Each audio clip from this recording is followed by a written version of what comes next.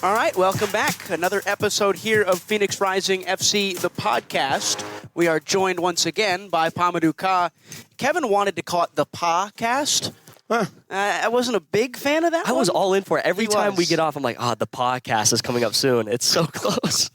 But so we'll call it that one for this one. But Coach, you joined us. You were our first guest all the way back beginning of the preseason, and now we get the chance to talk to you with some real games under the belt. Open Cup game announced that's coming up on the horizon. A big game coming up against San Antonio, not San Diego. You already played them in the preseason.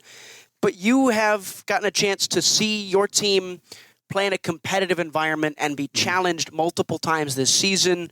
What has that been like for you to see this group that you've built in such a short time face adversity so early on in the season? It's been great. We talked about it as a staff, and I explained to the staff that when we go through adversities, when you'll see the true characters of a team. You know, when you're winning and everything is going well, often there's little things, little details that get missed. But when you're not winning and you maybe a little bit struggling, a little bit of that will be highlighted. But for us, I think, you wouldn't want to say you're on par. Obviously, you want the wins. But sometimes you have to look at the bigger picture and go, okay, there's a new group, new players.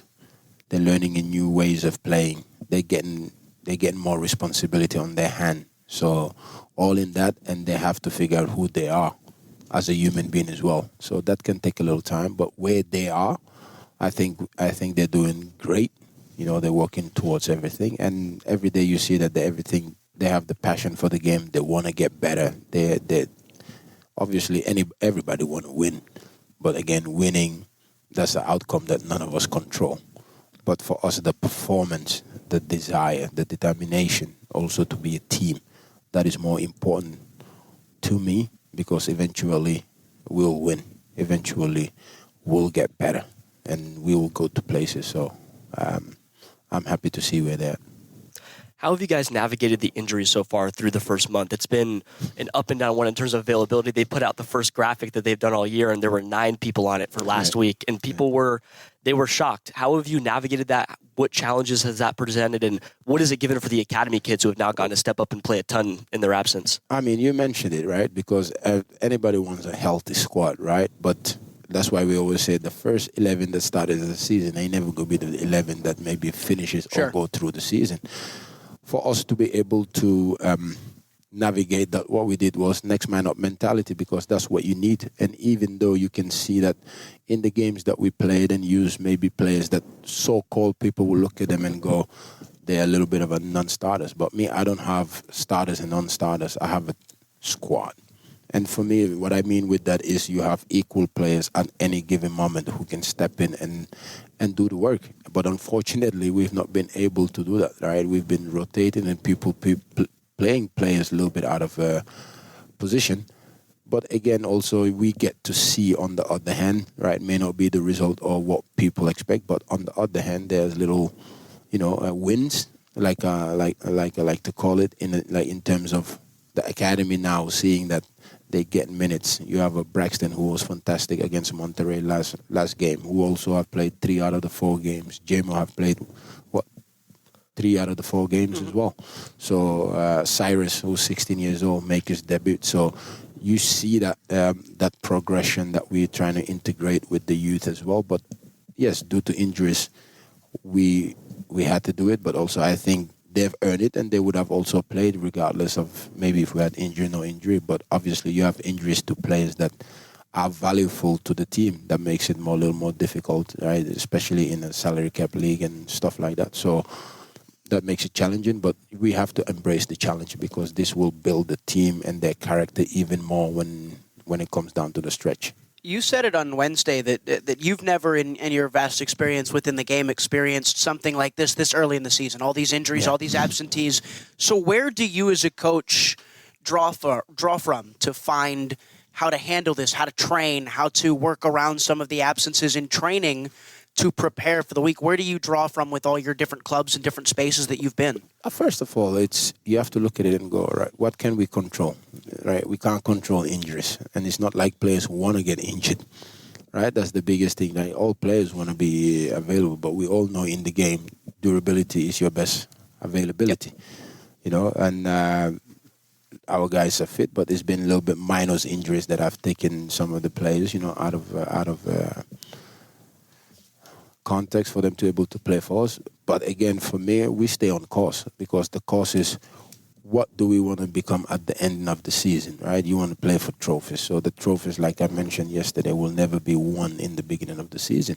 And sometimes it's very good also for a team to go through adversities early on, because then also you discover a little bit of a desire, determination, which can also help you, because now you also know that we're not in full squad. And players knows that, right? They know that when they're in full squad, what they can become. You know, so it's creating a belief and understanding, okay, it's not easy, but the performance hasn't dipped, right? If you look at all 4 games, the only thing we can say in the 4 games that we haven't led, right? We haven't led, and we've maybe given away 2 easy goals in the beginning of the games, but you look away from that and then you go, all right, what are the team showing? They're showing the spirit, they're showing the character, they're showing the determination. And we have not been outplayed. My worries would have come if we've been outplayed all 4 games, where you look at it and go, no, we're not near it. But all 4 games have been eventually us making little mistakes that have cost us. And those little mistakes is something that we're going to rectify as a staff and as players. So Juro said this yesterday, and it was something that stuck with me from the press conference, which was we asked him, how do you deal with stopping those mistakes? How does that come from a player's perspective? And he said, well, we're in men's football now. We're not kids. We're not youth football. We have to play to the standard of a men's game. Is that something that you've pushed and preached to them, of saying, hey, this is a real world, tough, harsh environment? No, we do push it to them, but also I think also they understand it. But again, like, we didn't Marga understand it, because he's been in a different environment, and that have created who he is, and he understand it, because also it's about feeding your family as well as that. And then it's not like the boys don't understand it; they understand it. But again, when you're a new team and everybody trying to find where they belong, where they're in the team and all of this, you're gonna get through this. That's why I always say, this team is not going to be the same team when we come down the stretch in August, September, and October, and November. Would not be. So now we've gone through January, February, March with for 6 weeks they're trying to figure out where they belong in the team, who am I, and moving into a new place, meeting new people, trying to create that connection. So once that cohesion is formed, and it's forming, right? You can see how they are when they train, how they are when they're off. It's a group that is bonded with the idea of, we want to achieve something together. So in the preseason, you said, we're going to score goals. Against Tulsa, 1-0, couldn't find it. And then against El Paso, you erupt for 4, and you guys draw 4-4, and the highest scoring draw in Phoenix Rising history. Yeah. Where do you find the first punch in all of that? You mentioned you haven't led yet. Where do you find that first punch? Because in Monterey, that first goal slips in through the back. You guys concede early, and that's sort of been the trend through the first month. Yeah. Where does that stop? Do you guys know what you're doing? Do you guys not know what you're doing? Do you guys know what you're looking for? Or is it just we need to start a little faster? No, listen, these things can happen. And I've been in football for over 36 years. So sometimes you have slow starts, sometimes you have fast starts, and sometimes you don't have a start at all. So it's just finding the balance. And again, like I said, the boys are finding the balance, right? And I don't think we started poorly in any other games. It's just been that we've been sucker punched, right? And that can happen sometimes. And again, the biggest thing will be, what have we learned from that? And we've learned from the first game. We've learned from the second game. We learned from the third game. We've learned from the fourth game. So now we're going into the fifth game, and it's still a learning process. And those things that people think will happen overnight, it's not going to happen overnight. It's a process that is going to be built over time. You talk about the process. To me, the player so far that embodies that is Nino. So far, he gets brought in as a 9. He's played striker pretty much everywhere he's gone, and then he plays out on the wing. And when we talked to him a week ago, it was, I just want to play football. I just want to be out there. What has it been to watch him sort of sink into that role? Because the front is so talented, and he's found his own role and carved it out, despite not being the man who may lead the line night in and night out. Now he's one of the wingers who leads that line. No, I think because Nino is a footballer. And the biggest thing with footballers is he knows how to play multiple positions, and that is by design. Because just because of also we know that injuries, out of form, suspension is going to happen. So it's very important to have a balanced team where you know that multiple players can do multiple roles. And he's one of them that we know can play as a 9, can play as the 10, can play as the winger. So having that's a great option for us. That means that we still are keeping Remy at the 9, or maybe play Forme together with Remy because we know we have Nino who can go there. So we have those multiple options, which is valuable to have.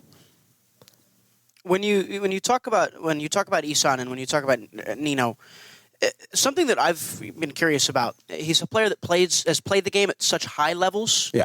In the past, you've obviously played at a variety of different levels. You've played in the top levels of Europe. You've gone to the Middle East. You've gone to America. When he comes to the USL Championship level, Isan, and he's played at a game in Europe where it might have been a little more like higher intensity, higher tempo, do you think the game slows down for an individual of that technical quality at this level? Of course, but also he's in an adaptation phase. Sure. He's coming to a new country, new place, new different type of football. But the biggest thing that he has is also adapting very fast and very quickly through the players and also that he's able to find himself and be himself. But obviously when he's on the pitch, he's going to see different things that you do see at the higher level, which is always important and very, very useful for a player of his caliber to able to utilize while playing in USL. What do you guys do about center back right now? Because through the first 4 weeks, it's sort of been up and down. But I'm coming out of retirement. Yes, that's what we wanted to hear. Him and Darnell next to each other. Yes. But get Vic at the 6. Darnell played last week. No, we got to be careful with Vic Sammy. I don't think if you had asked anyone in the preseason, hey, Darnell's going to go share the pitch with Jamison Ping, they would have laughed. Yeah. And then it happened. We haven't seen Casey yet. We haven't seen Alex. And then Pop picks up a red card. Yeah. San Antonio is going to be one of those weeks where it's going to be weird. Any plan for that? What are you guys looking at for San Antonio? That's the beauty of the game, isn't it? Right? You never know what can happen from week to week. And for us, obviously, we're down, but we're not out. And that's the most important thing, right? You may be down in numbers, but we're not down in mentality. We're not down in desire. We're not down in determination. Because we have this confidence that we can win any game that we go into. And for me, those are the most important thing to have. Because, like I say, if you go into a game with a mindset of all doubt that you don't stand a chance, then we might as well not play no games. But we are a team that is strong in our belief and the way that we want to play, and also know that we have people with a next man up mentality. Is that belief what allowed Darnell to go take the pitch? Because a year out of retirement, he was the first to sprint. Yeah, but he's training every day, and we know that he's just 1 year out of retirement. But every single day, he's part of the session, and he knows what we do and what we want to do. And also, he have this mentality that he want to help the club because he truly believes in this club. And for him to able to do that, that just shows how much value also he bring on, but also off the pitch as a coach. It's not easy to be asked to come out of retirement and put your boots on and did what he did. Because if we didn't get that red card, I think, and maybe you go up and you bring him for him to stabilize the defense a little bit. But, I'm happy for him. And obviously, we know Casey is coming back slowly. Alex is coming back slowly. So we've been hit with an injury bug that none of us expected, but again, that's the beauty of the game. So we keep, moving forward and looking ahead.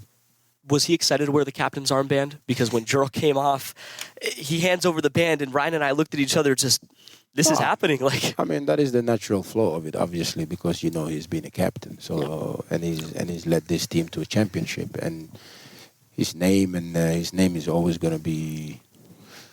That is his legacy, lifting the trophy, which for the past 8 years, many captains and legendary captains have done it, but never been able to to go all the way to the mountaintop, and he's able to do it, and he's a legend of this club, a well-respected figure, a coach that I truly love working with, a coach that embodies hard work, and always looking to get better. And for me to work with him, it's a true joy together with him and Vic, and see also how they interact and work with one another. So our coaching staff with Corey along the way, Devin, Vito, it's a strong coaching group, and people also with experience in this league that helps me, which is fantastic. So how much confidence does that give you to know that you have a strong coaching group, as you put it, to have a strong playing group that has now also accumulated battle scars through the first month and a half of the season, going forward knowing all the ingredients are there in your mind? Now you just have to find a way to cook the meal and to execute. No, we find it a way. That's the one thing with us, is that we find it a way. And when the Michelin star is about to be delivered, like you say, that will be delivered in November. Sure. But along the way, we're learning how to cook our meal step by step, because that's a process again. We're not going to cook our meal over 4 or 5 weeks. Our meal will be cooked throughout the whole season, where different ingredients will be used. You mentioned players having to step up earlier. Have there been any, to keep it on the theme, have there been any surprising ingredients that, maybe playing a player out of position where he's excelled more than you felt he would, or an individual stepping up? I know you don't love to bring one player up. You want to bring the group up, but has anybody stood out amongst this crisis that you've had of playing more than you thought he might and playing better than you hoped he could have? Well, I mean, the only one that you will look at and you say, like, maybe nobody expected him to play will be Braxton. Yes. And Braxton has stepped up, and from day one that he was in practice and played in preseason, we knew the value that he could bring. And for other people, maybe seems as a surprise a little bit from the outside world, because they haven't seen him practice, but he holds his own. So therefore, we have no second thoughts when we put him on to play, because we know what he's going to bring in, game out. Well, and he's leaving and in the he's summer. 17, by the way. And he's leaving in the summer, correct? He will go to college. That's something that we don't know yet. You don't know yet? Okay, so there you go. That depends on him. That was something I was gonna ask you about. Is there potentially a pathway there for him to become a professional and take that next step as an individual? Obviously, you are yourself someone who is very, important towards player development, and you want them to receive the education and go to college, and you have to fight that. No, it's going to be a balance, right? That is a balance for him, because at the end of the day, it's going to come down to him. Yes. And what he wants as well. And we're here to provide opportunities and doors and open doors for players that want it. He definitely want it, but also we value education as a club, because players also are one injury away from maybe not a career, so that is also important, that they have something to fall back onto, which is very important for us. But obviously, we got a couple of months to go with him, and if he continues this route that he's on, anything is possible. We're not going to sit here and say, yeah, we don't know, but hopefully that for him, he continued this development, and who knows. How much was that a conversation with JMO in terms of what he wants as a player and figuring that out over the course of the preseason? Yeah. No, obviously, JMO is one of the greatest talents we have here in the club, and he's proven his worth. And for him, it was also important for us to showcase people that we have talent. We have talent that want to become pro, so we help them in that regard, but also make sure that he does his online schooling, which is also very important, because for me, if they don't do their online schooling or figure a way to get it done, they're not going to practice, because that's just who I am. Because I went through the same route when I was 16 and have to sign a pro deal, and also figure out how to do my schooling, and pass exams, because that's also important. Yeah. Colin Smith was one of the question marks going into the season. New guy. We didn't know what we were going to see from him in the preseason. We see a right back who plays so high up and just wants to go get the ball. You talked about Braxton and, his decision as to where he's going to fit in. Does he want to go to school? Is he going to stay as a pro? Colin, currently online at University of Houston, has his, he's sort of like the 3 years older version of Braxton. Yeah. Is there any connection there? They've played next to each other now after, in Monterey. Anything between those two? I think, obviously, Colin is a player that, first of all, is a great person. Yes, Colin is a great person. Colin is an individual that is always looking to improve himself, whether on and off the pitch. And for such a young guy to able to have those desires and and those traits, it's what you want in a player. Seeking the knowledge, seeking ways to improve himself, and not only as a player but as a person too. For him to able to finish his degree speaks volume about him, and that also, I think, those are the characters that you want in your locker room, because you know that when it becomes tough and they stand up, and also he's been one of them who's been standing up and speaking, which says a lot about him. But him finishing his school is something that is great as well. What did Rhode Island mean to Colin? He looked like he was shot out of a cannon at home when you guys played Rhode Island 2 weeks ago.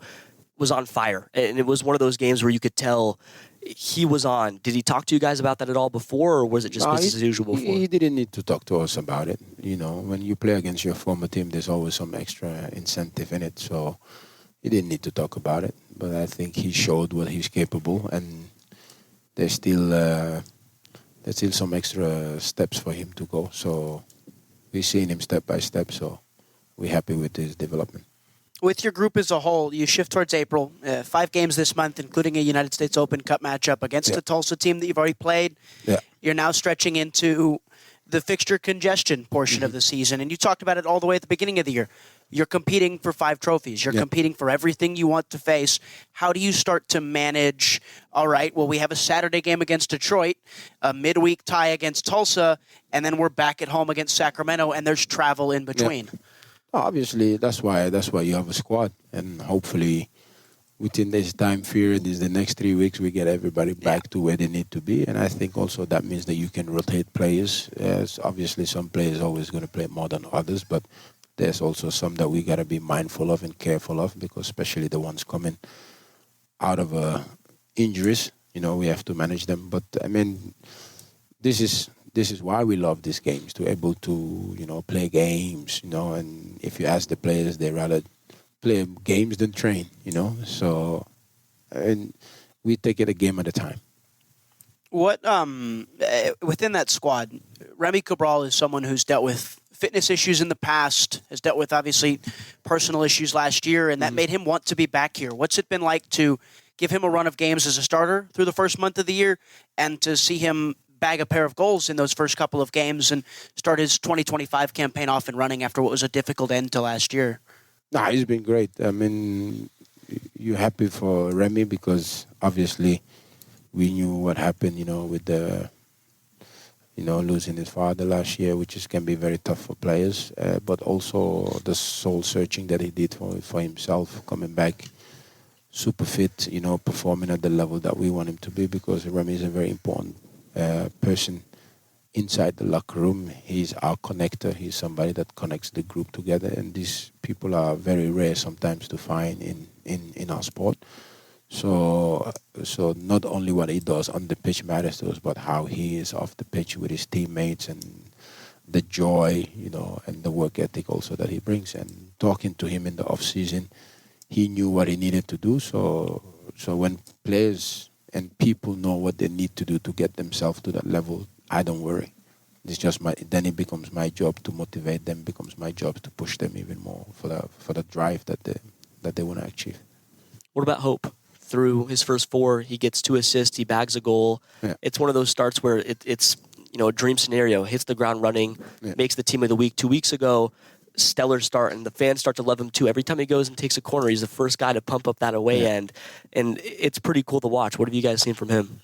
I mean, it's no surprise, and I think he still have layers to go. That's just me, knowing when you work with people and what they can do. So he knows that we have a higher expectation and demands, and I don't think he shy away from it. You can see it, and the more the season goes, the better Hope also we're going to see. So that's what I mean with that. We have players that are just scratching the surface of what their capabilities are. And, once we get everybody back and healthy and we get everybody going on, this team is going to be a dangerous team. Do you feel like Carl's one of those people, too, trying to find his Yeah, absolutely. Absolutely. I mean, and that's why I say for us, for me especially, the person is more important than the footballer. And there's things that people may not see or may not hear about, players. So that's why it's very important to understand the person, and he knows what he's given, and he knows what he's capable of, and we know what he's capable of. But sometimes people go through stuff that they need guidance, and and once he figure things out, honestly, we're not worried about him because we know what his capabilities are and what he's going to bring to this team. And what about Emmy? Because those up and down starts to start seasons, it can be tough for a player to go through when it comes to, out for the first game, comes back, then picks up another knock after a hard collision against Rhode Island. Yeah. It's that up and down. How do you help him get through that as a coach? Well, as a coach, we know what Emmy is capable of when he's fit, and he's getting there. And nobody wants to get injured. It's not like he goes in to want to get injured. He want to help the team. He believes in this team, and he's an important leader for this team. So for me as a coach, it's very important, not only me, but together with the coaching staff, to guide him and help him, because when we know what he's capable of and how much he means to the team, so. Emmy's doing a great job also with himself, asking questions how he can help the team, being a vocal leader, which we've asked him to do. So he's going to get himself to where he needs to be, So right now he's getting through this little bit of phase of injuries, that the little knocks that he's having. And once he gets past it, he's going to be so valuable for the team. Kevin just did a really good job of teeing me up for this one with bringing in 3 players in mind that are super important to your system and your identity as a coach and how you want teams to play, specifically with Emmy and the 2 midfielders and the balance when you have the ball.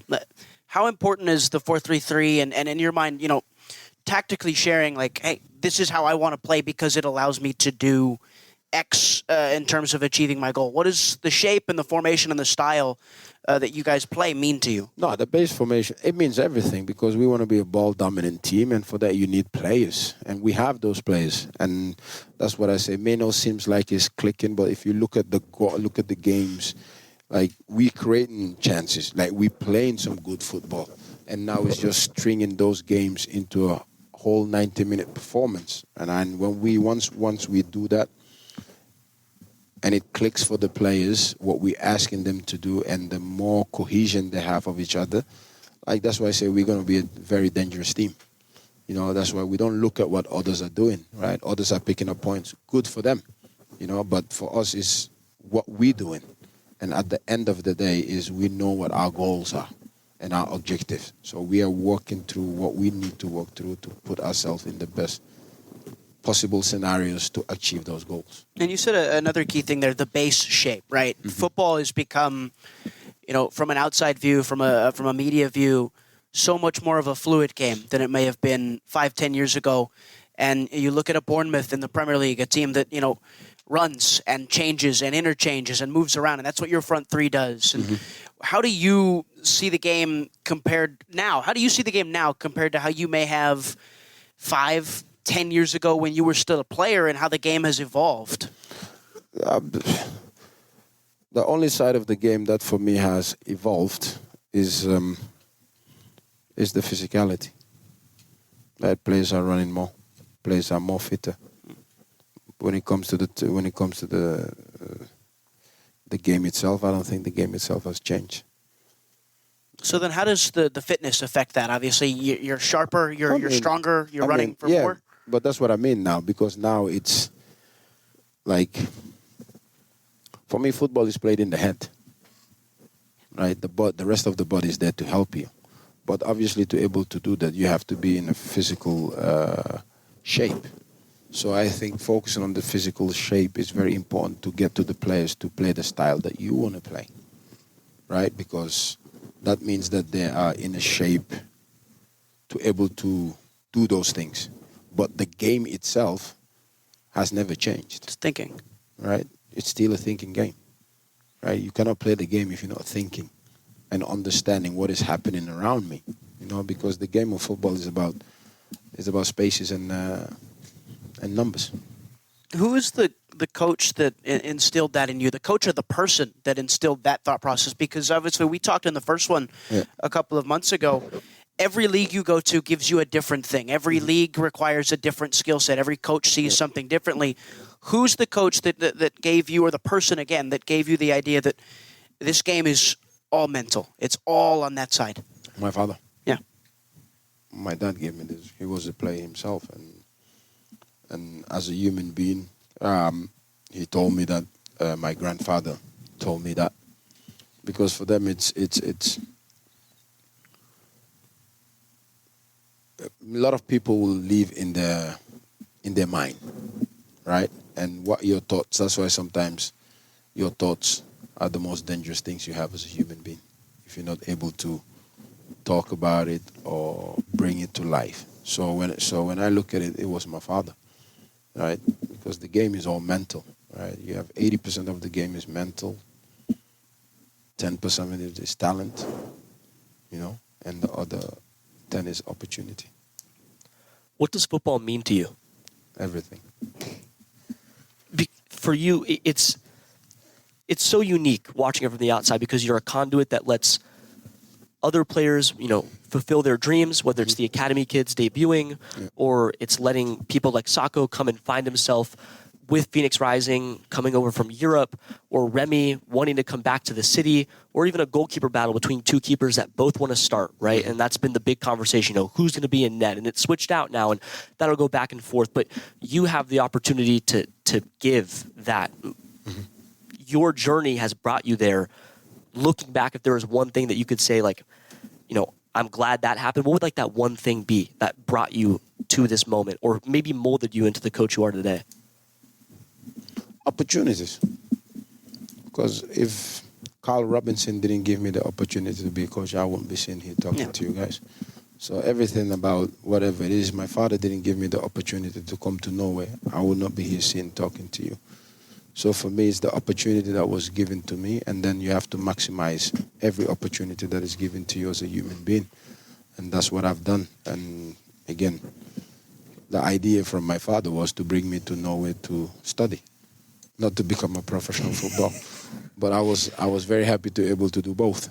And when you do both, and from there, whatever I've gotten is bonus, to be fair. But to live out of your passion, I've never worked a day in my life. So for me, it's not work. It's living of my passion and trying to do the best I can do with my passion, and that fire that I have in me to continue to evolve myself, continue to get better as a human being, but also a better father, better coach. So it's everything in life we do. It's about opportunities. Some people are given a quicker head start in opportunities, and somebody has to fight for opportunities. And that's, again, opportunity. I guess it's really interesting to me that you say that you guys immigrated to Norway for schooling, to learn, for that opportunity in life, and here you are pursuing a completely different world than was maybe initially anticipated to you. Curiously, you see a lot of players from Africa, a lot of young footballers from Africa end up in Europe and end up in these places to play football, and it maybe doesn't work out for them because they were, you hear stories of it all the time, misled by an agent or told you can do this, but then they couldn't, or weren't as good as they thought they were, right? How important was that for you to get to Europe and get there with your family and come as a group and a collective, not for football but for life? Foundation is important, and my foundation was not only set in Norway, it was set in Gambia, because I had a grandfather also who talked me through things in his life. I had cousins, so you had a family already there. So you had that family base and foundation where I wouldn't say it was necessary for me to leave Gambia, but it opened the door through my father, who played football and saw this opportunity to be able to, bring his firstborn son over to Norway and also provide him an opportunity for a better life. And that better life was the true learnings of, first of all, who are you as a human being rather than the player that I later become. And I think having a foundation where people, you look at it in a more sense of, learn about who you are rather than like the dreams of maybe your father didn't make it as a footballer, your uncle didn't make it, which is sometimes a lot that happens in Africa. But also you have people that those players are looking to feed maybe 50, 100 people every month. So it's not easy. So that pressure that comes with it to be the one to make it is a far difficult than somebody, let's say, who's here in America and have a lot more access to other things. And with the Gambia specifically, there was one individual that we wanted to try and get to at the first podcast, one name that we couldn't quite bring up. It didn't quite fit the flow, but that's Kikuta Mane. And Scoots? My son, Scoots. Scoots, right? You play with him. You get the chance to play with him. Yeah. What is he like? He's obviously probably one of the more well-known individuals to come and play football out of the country. He's someone that's obviously very close to you. Such a talent, but also such an incredible human being. Such a incredible human being. So gentle, so respectful, so nice. And again, it was a dream just to play with him and see what he's capable of. Such a talent, such an incredible talent. Obviously, later on, injuries caught up to him and maybe some moves that didn't pan out, but unbelievable talent. Unbelievable talent. When did you guys, when did you become aware of him as a player? Because you're older than he is. When I came, because we played Vancouver, and my first game that I came to MLS, I didn't play. I just arrived, so I was on the bench, and I was watching it, and you just see it. He was just gliding, and then the moment that truly bound us together was when we came back and we played them again for the second time. Sure. In Vancouver, and and he was a tear. He was a tear on the left side, and he got it into with Will Johnson, and then he got fiery. And then normally I'm a guy that I would try to get somebody sent off, but somehow, some way, I'm like, no, I want to continue to play against this kid on the pitch because he's so good. So I didn't want him to get sent off. So when that happened, I just out of the blue, there's a video you can see me just holding him back and just talking to him because I just saw what he could do, and it would have been a shame, And I think the bond clicked there, and then every time that they played, he will always come to the house, and we have dinners, and you could see. And then when we moved to Vancouver, we just became family. Like it's just something, those bonds, those in football that you come across. Him and Sam Adekugbe, that is playing for the Canadian national team. Marco Bustos, who also played for the Whitecaps. And then obviously Alphonso Davies. So you just take those people under your wing and try to help and guide them. To close it on Scoots, for anybody who doesn't know, go find him on YouTube. Yes. Lightning quick, but technical, tidy. Ball stays close to his foot, never leaves it. Gifted. Very gifted. Wonderful player. Kekuta, last name Mane, Manneh. Exactly. You can go find him. He's very, very good. Kevin, you should watch. I will. I've been convinced. Unbelievable. Yeah. Anything else, Kev? I do have a question if you don't. Well, I always come in with one. I think we have the same one. Dude, is it about gummy bears? It is about gummy bears. When did the gummy bear affinity for you begin? In Norway. Yeah? In Norway. And then I will have it anytime. I got sweet tooth, so I will not hide away from it. But the gummy bears is because on the bench, you sometimes you sit on the bench, you're like, and you eat 3-4 hours before you play, and then sometimes when you're not playing, I just want something to have. And then the Black Forest, shout out to Black Forest, by the way. If you guys want to send me some, I'll be very happy. But then when I came to America, it was different gummy bears. So when I got the first taste of Black Forest, I was hooked. So Black Forest is the favorite brand? Black Forest is the favorite brand. No sour gummy bears? You don't do those? No. Yeah. I'm a sweet person. I like it sweet. Nobody else is. All the kids. I'm sure if you offered the gummy bears to some of the players, they will take it. J-Mo, Braxton, they take them, but if you gave them the choice of the sour or that, every 10 out of 10 they take the sour. Wrong. I'm certain. Absolutely wrong. Certain of it. Well, go to a gas station. Everybody else our age is taking a sour. Let's put it up patch. to test then. Okay. Okay, we'll go find Izzy. We'll make it a social. We'll make it a social video. We'll make sure we do it. Yeah. I do have one more then. The water cooler. You love to sit on the water cooler. Where did that start? Because Ryan noticed it in preseason. He's always sitting on the water cooler. Gotta be close to the field. It was like the game against Shreds. Like he's always on the water cooler. No, I like sitting on the water cooler. It was something that I did I just started doing it in Vancouver. It's not something behind because I feel also again, for myself, again, people have different ways. You have coaches that are walking up and down. You have coaches that stand the whole game. You have coaches that sit. Sometimes I just like to sit and observe quickly what is happening, and it just became a thing. One word to describe the opening month of the season for you. Grateful. There we go. I think that's a wonderful place to end. I would agree. A very thoughtful conversation with the head coach, Pa-Modou Kah. This is another episode here, and Coach, we thank you again for joining us. Thank you, gentlemen. I appreciate you guys. Yes, sir. That'll do it.